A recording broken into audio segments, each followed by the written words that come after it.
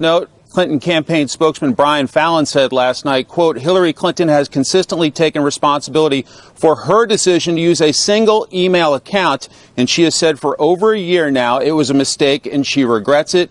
But this email issue continues to linger, with more potentially coming out ahead of Election Day. Martha? So, Mike, how's the Clinton campaign responding at this point? Well, they are responding to attacks on the Clinton Foundation by essentially saying that they will change procedures if Hillary Clinton is elected president.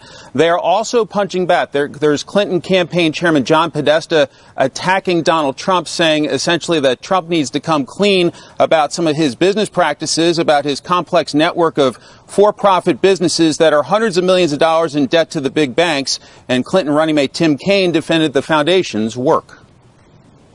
Today, you raised some questions about the Clinton Foundation.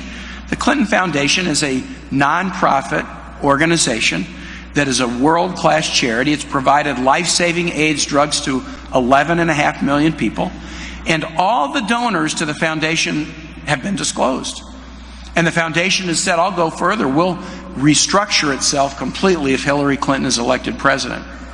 That's a pledge. It is clear the Clinton campaign and its allies took attacks on the foundation very seriously with their swift response. Martha? All right, Mike, thank you. Well, meanwhile, on the Republican side, as Mr. Trump calls for that special prosecutor to investigate Mrs. Clinton, there are no new questions this morning on whether or not he is softening his stance on immigration. His campaign denying that, but they've canceled what was supposed to be a big speech on that issue on Thursday in Colorado. John Roberts reporting live outside of Trump Tower here in New York City on the Trump campaign. John, let's first start with the Clinton situation and those emails and Mr. Trump's call for a special prosecutor. Eric, good morning to you. You know, there's an age-old tactic in politics, and that is when your candidate's or when your opponent's campaign is running off a cliff, don't do anything to interfere with that. And that's the philosophy that Donald Trump is employing this week. He was going to be talking all about immigration with a big speech in Denver planned for Thursday. They've decided that because of this controversy involving the new 15,000 emails that had just been discovered, as well as all of this news about the Clinton Foundation and whether or not people were buying access to the State Department, they've just decided we're going to sit back and let that drive the news cycle. But of course, they're also going to throw a little bit of wood on the fire. Last night in Akron, Ohio, Donald Trump insisting that a special prosecutor has to look into this because the Obama administration, Department of Justice, can't be trusted to conduct a fair and impartial investigation. Here's what Trump said last night. The Clintons made the State Department into the same kind of pay-for-play operation as the Arkansas government. The Justice Department is required to appoint an independent special prosecutor because it has proven itself to be really, sadly, a political arm of the White House. That is the point that the Trump campaign is going to continue to drive home. They released emails about it this morning. He's likely to talk at length with Sean Hannity about it in the town hall. He's likely to talk about it tonight in Austin at that big rally, as well as one tomorrow in Tampa, and then tomorrow night in Jackson. Plenty of opportunity this week, Eric, for Donald Trump to drive that point home. And absolutely. And John will be dealing with this and going through it and reporting on it through the next 2 hours. John Roberts reporting from Trump Tower. Thank you. Martha? So let's dive a little bit deeper into this whole email issue. In one exchange, longtime Bill Clinton aide Doug Band writes to Huma Abedin, the CP, or Crown Prince of Bahrain, is in town and would like to see then Secretary of State Clinton, calling him a, quote, good friend of ours. She replies saying that the Crown Prince has tried to meet with her through, quote, normal channels and that Clinton didn't want to commit. But just 2 days later, the Crown Prince suddenly got his meeting with Secretary Clinton, and that is just one of the examples that has cropped up here. So what's the meaning of it and how serious is it? Joining us, Byron York, chief political correspondent for the Washington Examiner and a Fox News contributor. Byron, good morning to you. Good morning, clearly, Martha. Hillary Clinton didn't seem to think that this was a serious thing at all. She really laughed the whole thing off with Jimmy Kimmel last night. You know, she's going to have to do more than that, because this actually does seem to illustrate what Donald Trump was talking about when he said pay for play. You have this foreign official comes to the U.S., wants to meet with the Secretary of State, can't get a meeting through regular channels, goes to the Clinton Foundation, where Bahrain has given a lot of money to the Clinton Global Initiative especially, and the Clinton Foundation goes back to Hillary Clinton's office, said, hey, this guy's a good friend of ours, you know, you might want to let him in, and he gets his meeting. So it really does appear to be kind of a classic pay-for-play situation. You know, if at the very least, just the disclosure that these aides are spending all of this time on this Clinton Foundation stuff, right? Going back and forth, answering these emails, setting up meetings. I mean, this is when Syria is imploding, ISIS is on the rise, this is the State Department. It seems that and no doubt they were dealing with important business as well, but there's a lot of time and effort going into this stuff, Byron. Absolutely, and you have to remember there's kind of a revolving door as well. Cheryl Mills, who was mentioned earlier, who was Hillary Clinton's chief of staff at the State Department, came to the State Department from the Clinton Foundation, where she had been on the board of directors, and after Hillary Clinton left the left the State Department, Cheryl Mills went back to the foundation. So these are people who are longtime employees of the Clintons, and if Mrs. Clinton is in government, they go into government. If Mrs. Clinton is out of government, they're with the foundation. And isn't Bill Clinton's sort of accession that if indeed she's elected, he would step aside, that he wouldn't be on the board anymore? Doesn't that sort of, it's an admission that there is some inherent conflict of interest, or at least a perception of one? It's a huge open door for Republicans, not just for Donald Trump, but for the Republicans on Capitol Hill who've been calling for more investigation, not just of the foundation, but also an investigation of the FBI's investigation of the emails, because this is basically not just the Clinton Foundation, but now Bill Clinton himself saying that if Hillary Clinton is elected, they'll take a hands-off role in the Clinton Foundation. Just quickly, Byron, one last thing for you. Why didn't the FBI investigate her under oath? And why were they only scratching down notes and not recording everything for public record? Well, I'm told, this is standard procedure. There's a report called an FBI 302 form where if you do an interview with someone, agents take detailed notes. But this is by hand, sometimes with a computer, but they take detailed notes. They don't make a transcript. They don't make a recording. I'm told that sometimes changes, that is sometimes used these days, but it was not used in this. And to add to that, now that Republicans on Capitol Hill have gotten to see some of these FBI documents from the investigation, they're saying the FBI has heavily redacted them. They've blacked out large parts of them, and Republicans don't know why these parts were blacked out. So you're going to see a fight over that as well. It's a very legitimate question. You would think in such a high-profile case there would be a transcript of this conversation, of her answers to all of the questions, which apparently just does not exist, which I think also remember, Martha, yeah, Byron. They did that interview 3.5 hours with Hillary Clinton on a Saturday afternoon, and within 48 hours they came out and exonerated her. So you have to wonder, were they looking for so-called process crimes, whether she was telling the truth about every single aspect of this, or were they in a kind of a rush to make a decision? Looking to put it behind them, perhaps. Byron, thank you very much. Good to see you.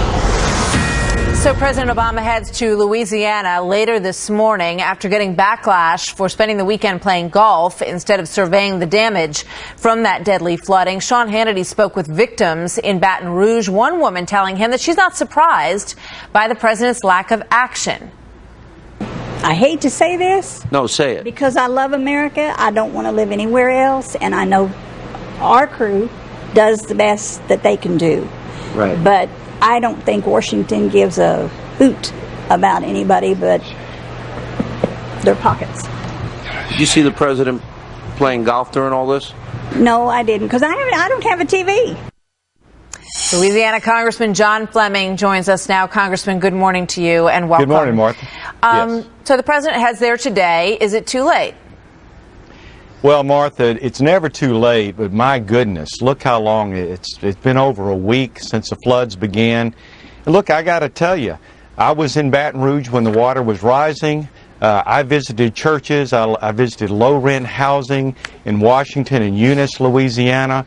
I went to Denham Springs. I was there when Donald Trump and Mike Pence were there. That's ground zero, a 1,000-year flood. And the devastation is unbelievable, but neighbors are helping neighbors in Louisiana. In terms of a presidential response, you know, I know that you say you don't need to come right to the scene right away, but what would you have preferred in terms of a response from the president? What would have been the most helpful? Well, I've got to tell you, Mayor Landry in Denham Springs, again, ground zero, told me that after 6 days they had seen no federal officials. No one had brought water to them or food except for faith-based organizations. The president should have been there hearing their story. And, you know, there's something about heart here. There's something about emotion, psychological support. These people are crying on people's shoulders. They cried on my shoulders. They were talking about memories that were destroyed in their homes. And the president out playing golf. It really makes people in Louisiana angry and sad that the president seems to have turned his back on the people of Louisiana in their time of greatest need.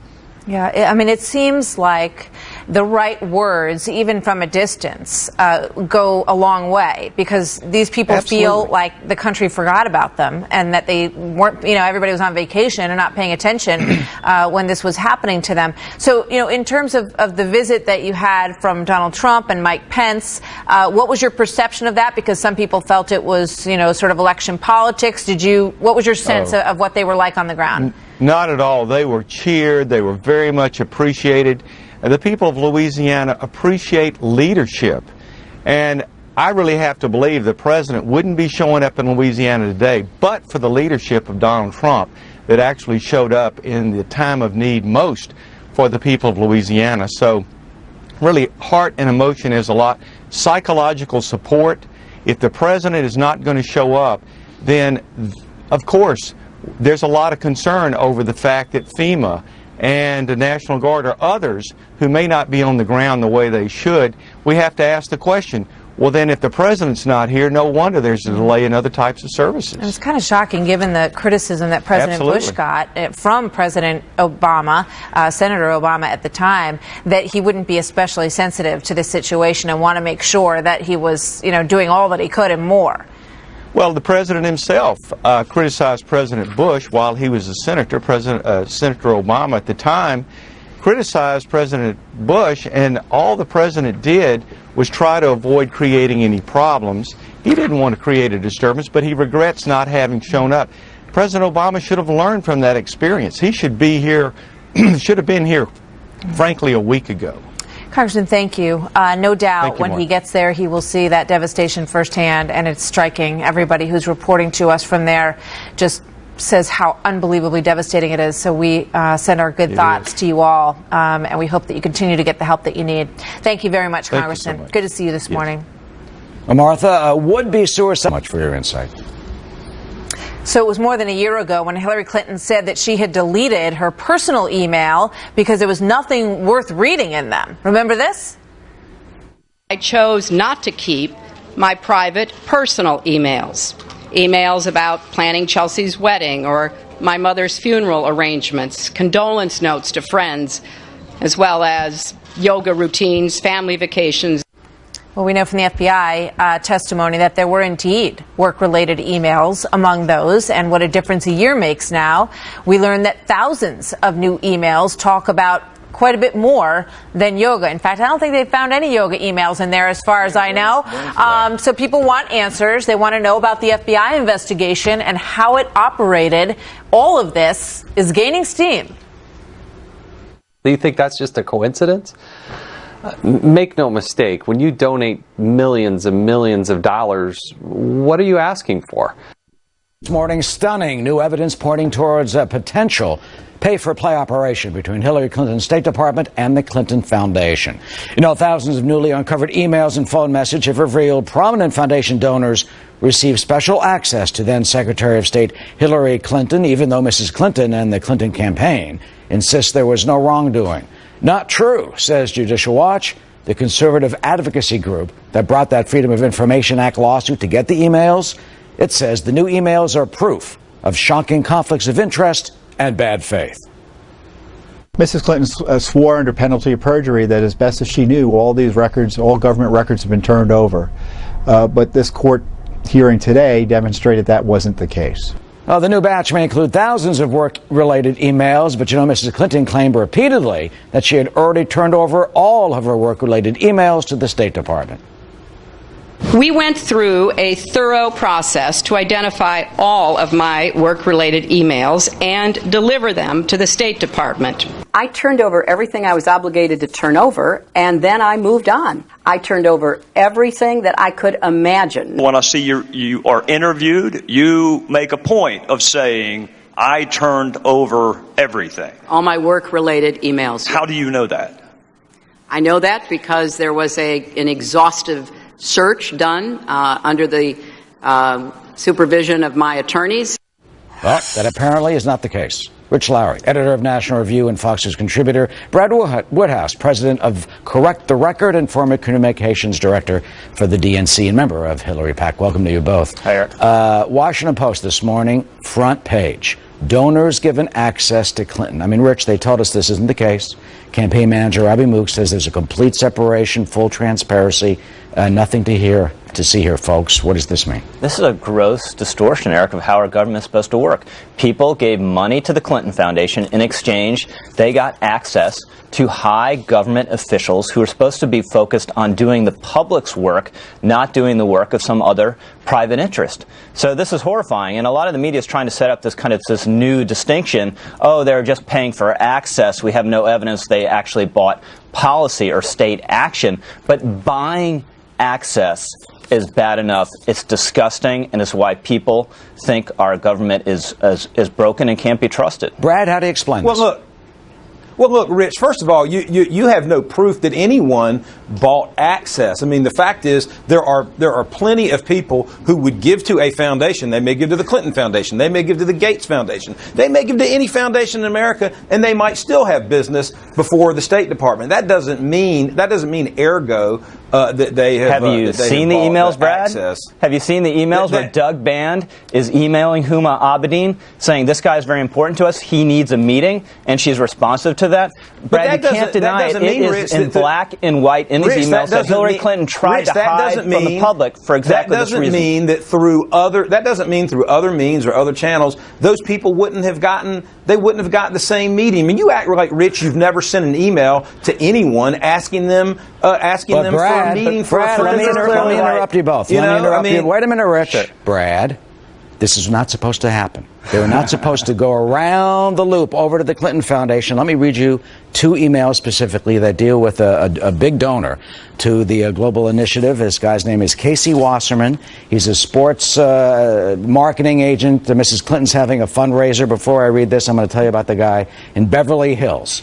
His foundation apparently gave $5 to $10 million to the Clinton Foundation, hired Bill Clinton for like $3 million in a consulting fee. And here's the email. They're trying to get apparently a visa for a British soccer player, which they can't get. So what do they do? They go right to Huma. And here's the email from her. I doubt we can do anything, but maybe we can help with an interview. I'll ask. I got this now. Makes me nervous to get involved, but I'll ask. Band replies, then don't. Mrs.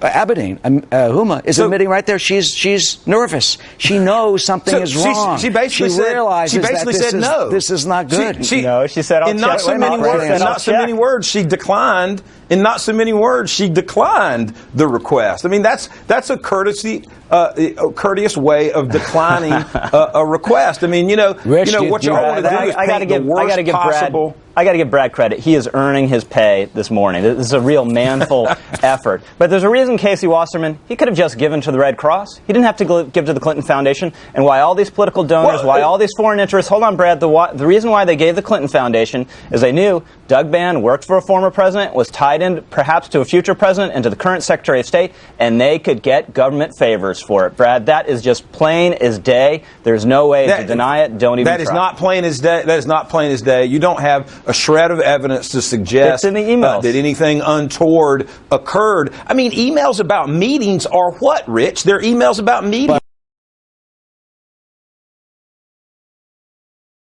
Brad, that's access. That's what the critics are claiming. Quickly, 30 seconds left. Brad, what's going to happen? Is she going to get indicted? What's going to happen? Well, of course she's not going to get indicted. She already hadn't gotten indicted. We already had an FBI director that Republicans love and have praised through the years who said that no reasonable prosecutor would bring any case related to these emails. They have a dumpster fire of a candidate on their side, so they want to continue to peck at this issue to try to save down ballot candidates from Donald Trump. In sheer political terms, Eric, I think the Clinton email, just the fact that she used the private email, is baked into the cake. People have decided about that. But what they haven't decided about, what they haven't really heard for, is this kind of pay for play. And it's a major vulnerability of hers and a major test for Donald Trump. He needs to make sure this week is about nothing else. Nothing else except for these Clinton emails. Well, she told us it's all about the yoga and the wedding, and all this stuff was turned over, and that's not the case. Brad and Rich, thank you. Thanks, Eric. Well, get them out. Get them out. So the head of the European Union saying that national borders are, quote, the worst invention ever. Jean-Claude Juncker says that he wants to open all of the borders between the countries in Europe, this despite a flood of refugees from the Middle East and the recent terror attacks in Germany, France, and Belgium. Joining me now with his thoughts on this, John Bolton, former U.S. ambassador to the UN and a Fox News contributor. Good to have you here this morning, sir. Good morning. So what do you think about those comments? Well, cue up the John Lennon music. Look, what you're hearing here is the essence of the European Union theology, that war in Europe was caused by nation states.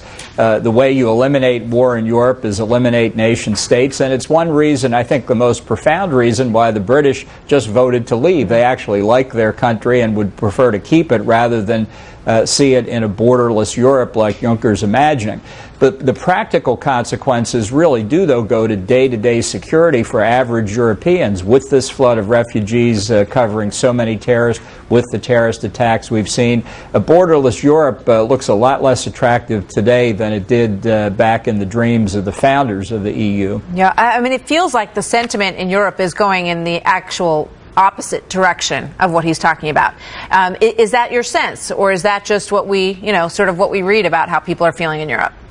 No, I think that is an increasing mood in the public as a whole. It's certainly been spurred by the refugee flows, but it's been building for a long time, and it goes to the basic flaws in the European Union project. This is a top-down initiative driven by people who have concluded on an ideological basis that a Europe without nation states, making a superstate out of all of Europe, will stop war on the continent, and that's what they're about. And it's failing in many respects. It's failing because the euro, the common currency, is failing. It's failing because people are rarely consulted about what they think of this project, and when they do in referenda in country after country, they tend to vote against it. So when you add on the terrorist problem, the terrorist threat caused by the refugee flows, it's no wonder it's coming to a boiling point. You're also, of course, sensing these themes in the election process here at home as well. And Donald Trump talks a lot about the fact that you can't be a country unless you actually have borders. And here's a little piece of one of his ads that goes to that theme from what you're seeing debated in Europe, right? Well, I think there are two things going on. One, inside Europe, which has never been a nation state like the United States, they're as much worried about, as they used to say in Britain, the plumber from Poland, as they are coming from people from outside. This is not fundamentally a racist argument. This is an argument about jobs and the economy. But now on top of that, there really are security concerns, as we've seen from attack after attack, of people from outside of Europe entirely. The Middle East has wanted to move to Europe for 1,000 years or so. They're having pretty spectacular luck these past few years.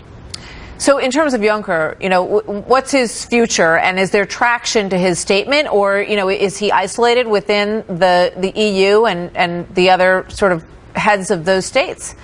Well, let's be clear what he is exactly. He's the president of the European Commission. That is to say, he is the top bureaucrat in the European Union. He represents nobody except the bureaucrats in Brussels. And it's this kind of extraterrestrial statement by him and other Eurocrats, as they're called, that has helped fuel the anti-EU sentiment within all the member states to a lesser or greater extent.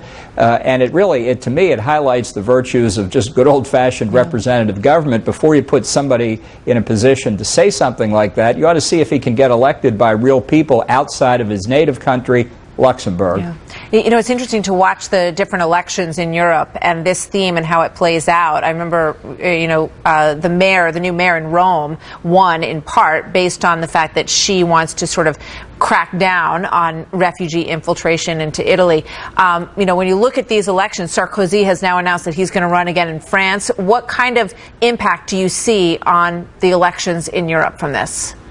Well, I think it's going to be very significant. You know, Sarkozy, who was thought to be finished in politics, is now coming back, waging, as he did earlier in his career, effectively a law and order campaign. And he has said very expressly that if, as happened, Britain voted to leave the European Union, there needed to be an entirely new EU treaty put on the table dealing with questions like cross-boundary movement of peoples. And so I don't have any doubt this will be a major element in Sarkozy's campaign.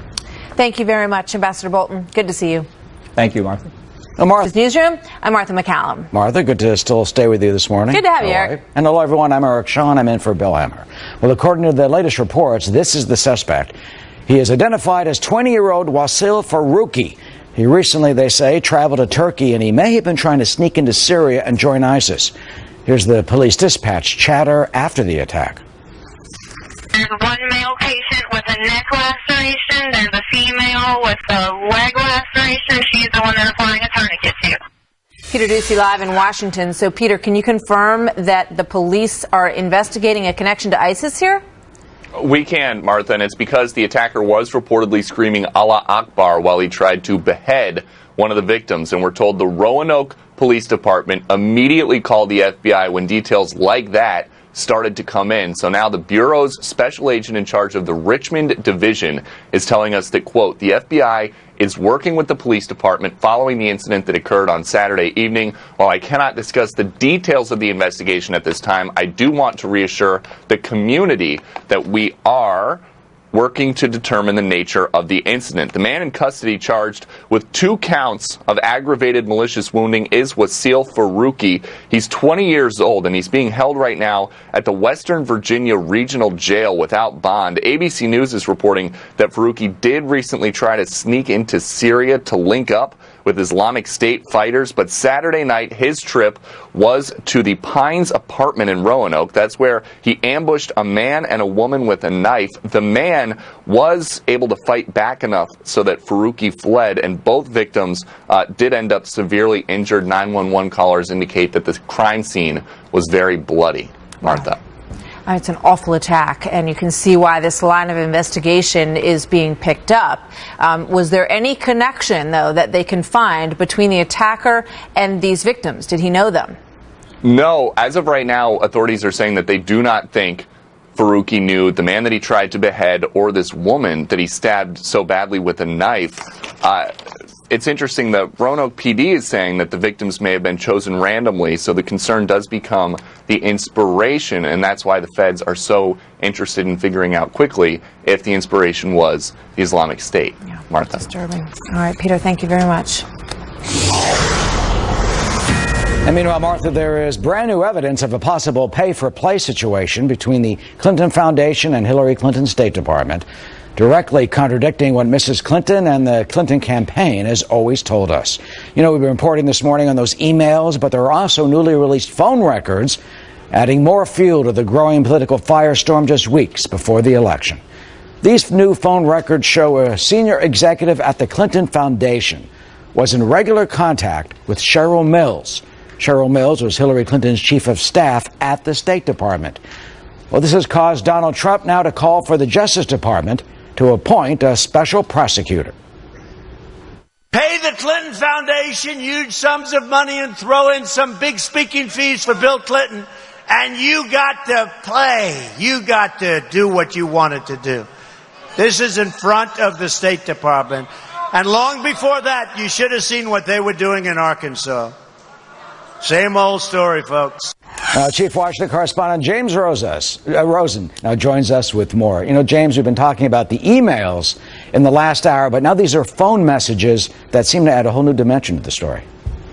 That's right, Eric. Good morning. And these are exclusive to Fox News. We're talking about nearly 180 pages of official telephone logs spanning 2010 to 2012 and kept by assistants to the woman who served as chief of staff to Hillary Clinton at the State Department. Cheryl Mills was a longtime confidant of the Clintons, and her office fielded inquiries from a wide cross-section of people seeking the secretary's ear, from celebrities like Sean Penn to Democratic Party establishment figures like Vernon Jordan. By an exponential factor, however, the greatest number of messages, 148 in all, were left by Laura Graham, then the chief operating officer for the Clinton Foundation. One of Graham's messages referenced "our boss" without identifying that individual. Elsewhere, Graham referenced former President Clinton, using his initials in a message that read, "Please call. WJC is looking for her," meaning Graham, "and she wants to talk to you," meaning Mills, before she talks to him.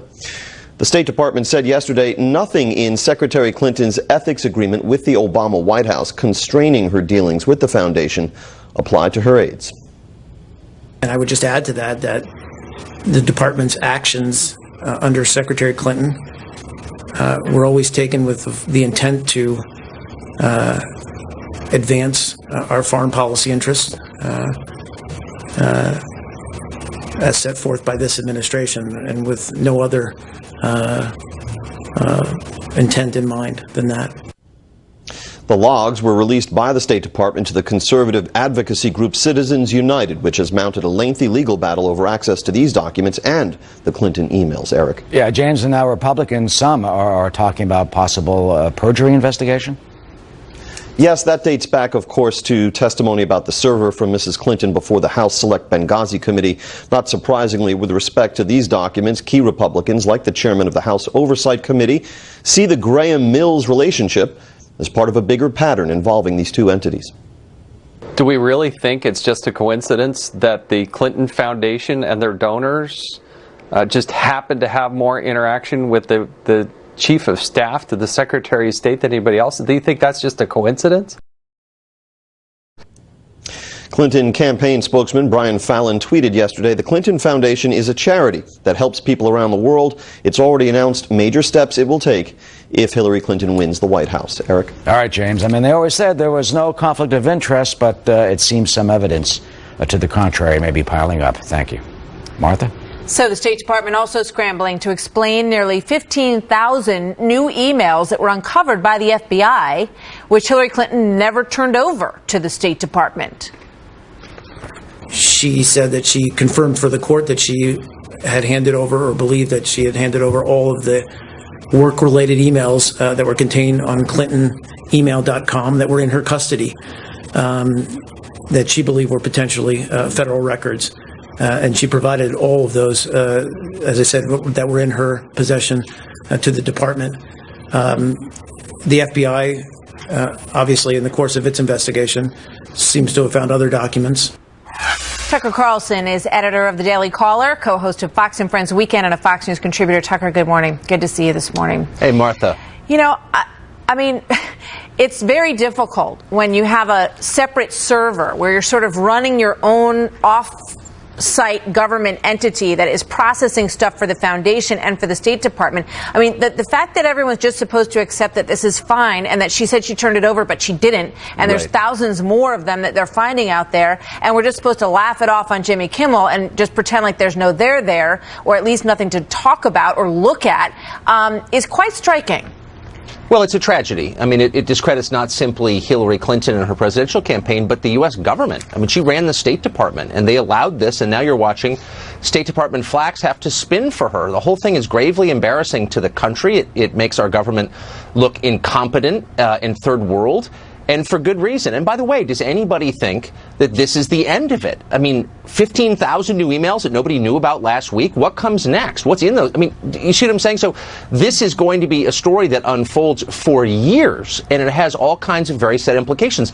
And keep in mind, Hillary Clinton, as of today, is likely to be the next president of the United States. What does that mean? It means it's going to be pretty hard for her to dodge this story if elected, and that's bad for all of us. And I know that you're critical of the press on this, because if the precedent is set that, you know, we're not supposed to care about this, and this is not a story, and that it's it's all sort of designed to make sure that Hillary Clinton doesn't get elected, that people need to do their jobs and look into this story. If that goes by the wayside and she's elected president, well, why would they be careful with, any of this stuff? Because it's unlikely to change. Exactly. The press has a meaningful role in keeping the government honest. That's the whole reason that we exist. Look, we knew years ago that Huma Abedin, her closest aide, was also working at the Clinton Foundation. People basically ignored it. Look, here's the truth, and everyone knows it. Virtually everyone in the press wants Hillary Clinton to get elected. Fine. They sympathize with her. They're on her side ideologically. But that doesn't mean that you shouldn't cover her. They're ceasing to cover her campaign because they fear it will help get Donald Trump elected. I don't think there's anything she could do that would warrant coverage. I mean, if she got caught taking bribes from North Korea and passed out cold in the middle of an interview, it would get 300 words in Politico. They're just not going to pay attention to it. So what does this mean if she does get elected? And again, as of today, she's likely to. I'm not voting for her. I'm just telling you that's what the polls say. If she gets elected, are they just not going to cover the bad parts? Yeah. I mean, I think the press's relationship with people in power has changed in a way that's ominous. Yeah. In terms of this Colin Powell part of the story, she, attempted to sort of sweep him into her vortex and say, it's the same thing. See, apples and apples. Here's Karl Rove on that last night. He had an account on an established web hosting company, AOL.com. He used it for intercommunications inside the State Department, but it wasn't a private homebrew server stuck in his basement. And between the time that he served as Secretary of State and the time that she came in as Secretary of State, the rules were tightened and department officials were told explicitly, do not use private email accounts. Very different.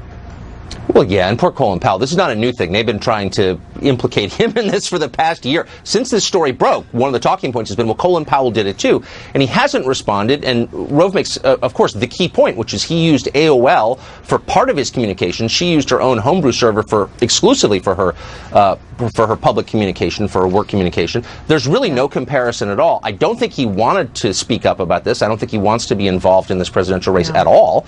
And yet she forced it. Her aides forced it because this was their first talking point. Well, Powell did it too. Are you attacking him too? Yeah. You feel sorry for him. He doesn't have anything to do with this at all. Just one more. I'm just curious what you think about the FBI investigation given all this, because that's the thing that keeps coming up to me. I mean, poor Martha Stewart, lied to an FBI investigator and went to jail for it. And Hillary Clinton, they sort of took some notes, and there's no accountability for what she said to them in that investigation at all, despite the fact that James Comey wanted to make it very clear, oh no, this is an investigation. Oh, which is the most striking part of the whole story, and it's gotten undercovered. I live in Washington. I know a lot of people who've gotten in trouble with the FBI, and most of them get in trouble because they lie in their conversations with federal agents, which, as you noted, is a felony. I've never heard, ever, of a situation where a subject of an investigation is invited in and there's no being sworn in, there's no tape recording of the conversation, there's literally no transcript of it. Is that the rule that I'm going to live by next time I commit a felony? Am I going to? Are they going to do that to me? No. Yours will be recorded, Tucker. I guarantee you. Think? Yeah. It's unbelievable. And it's a big part of the story. We're going to keep digging in. Tucker, thank you. Always great to see you. Thanks, Martha. That was a great point.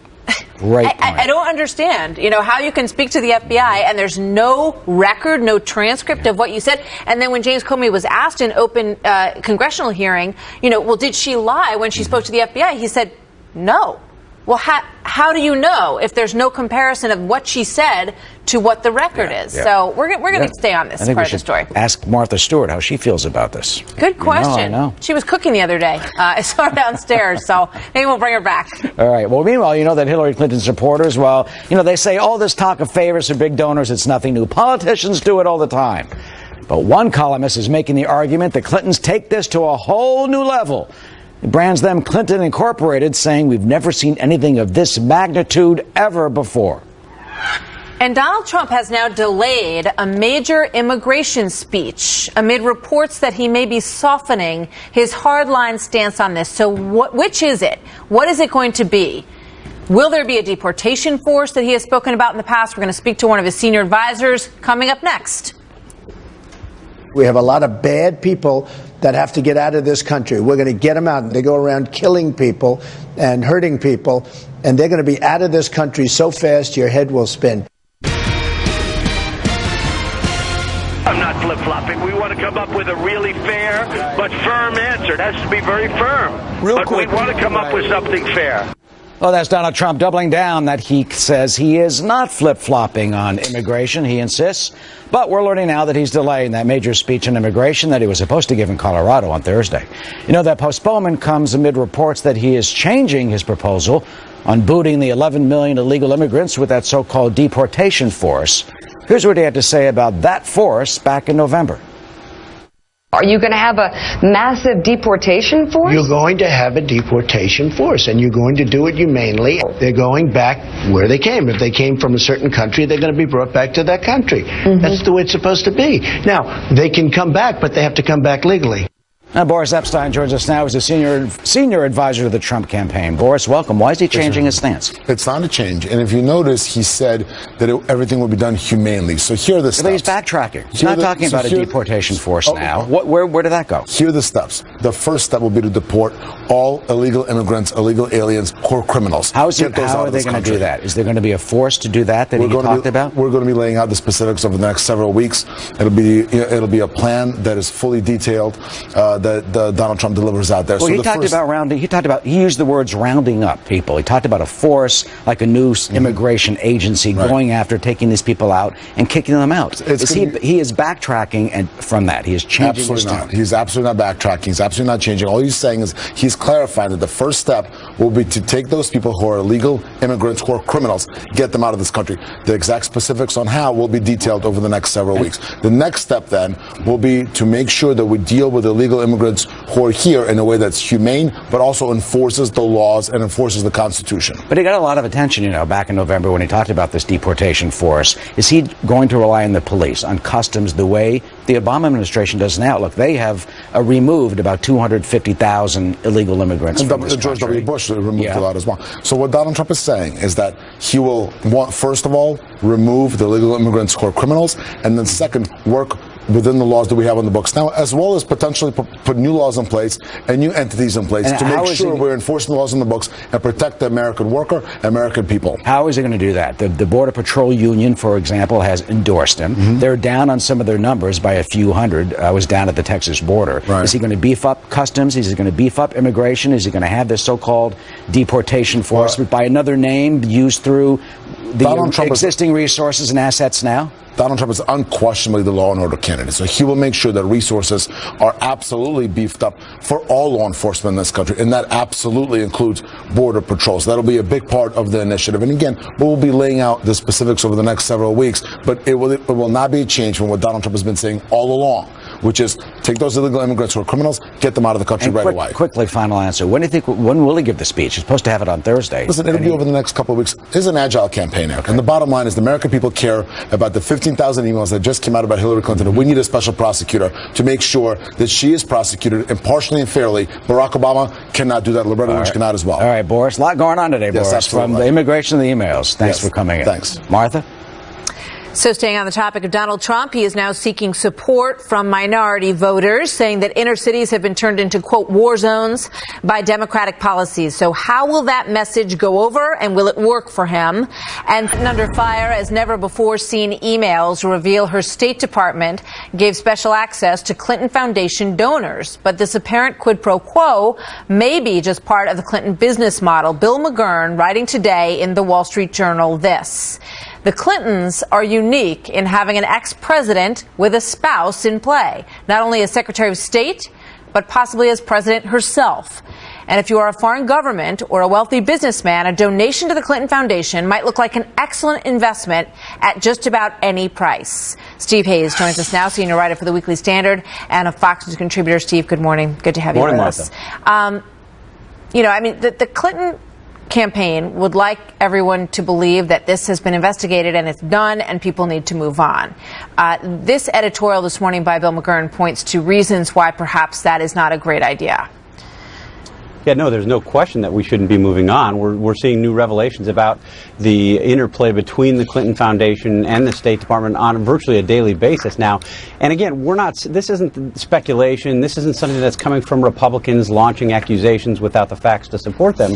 These are things that we're seeing in black and white in emails between State Department officials, including Hillary Clinton, discussing what would be done for Clinton Foundation donors. I mean, this is a huge story. It's a huge problem, and it's the kind of story I think that would have potentially sunk any other campaign in any normal election year. But the argument from the Clinton campaign, Steve, is that the foundation has done a lot of good in the world, and that nobody was ever given anything with the understanding, no donation was accepted with the understanding that it would parlay anyone in government from another country to get what they wanted from the State Department, that there's no actual evidence of a connection.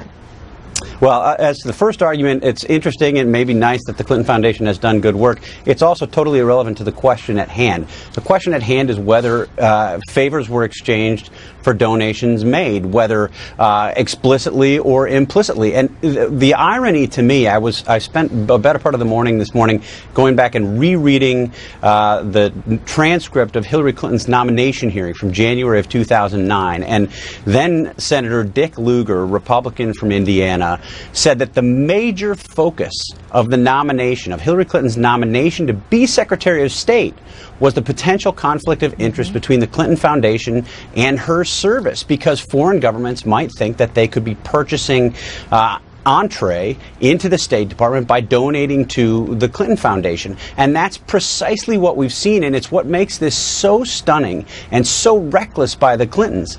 We knew this was going to be a problem. They knew this was going to be a problem. They had to draft a special memorandum of understanding between the Obama administration and the Clinton Foundation in order to avoid even the appearance of impropriety. Well, here you have something that goes well beyond the appearance of impropriety. You have actual impropriety, and it's in black and white. The Clinton State Department doing favors for donors because they're donors to the Clinton Foundation. You know, there was also a lot of concern in the Obama administration about the foundation when they decided to offer her the Secretary of State position, and you talk about the confirmation hearing that followed that. But the Obama administration also was concerned that there would be this appearance, at least, and as you contend, evidence that there was special treatment given to people if they gave money to the foundation. So that was a concern from the White House as well. Here's one more quote from the McGurn piece this morning. We're asked to believe that it was somehow an accident that so many of the millions former President Bill Clinton raked in from speaking fees would come from companies, countries, or people who had business before a State Department run by his wife. And it beggars belief to think all these dollars were being given out without an expectation that there would be something in return. Yeah, exactly right. And we know from the emails that it wasn't just that these donors sought access to the State Department, but that they got access to the State Department. And again, explicitly, directly, because they had given to the Clinton Foundation. That is discussed in the emails. So there's no question that at least on that level there's a quid pro quo. I think beyond that you have a whole series of additional questions, some of which you discussed with James Rosen earlier this hour. I mean, why was it that the head of the Clinton Foundation had, as James put it, exponentially more phone messages left for Cheryl Mills, the Chief of Staff of the State Department? And why was it that Cheryl Mills, as Chief of Staff of the State Department, traveled to New York to interview potential new leaders for the Clinton Foundation? I mean, remember, Hillary Clinton in July of this year said there was absolutely no connection, those were her words, absolutely no connection between her work at the State Department and what the Clinton Foundation did.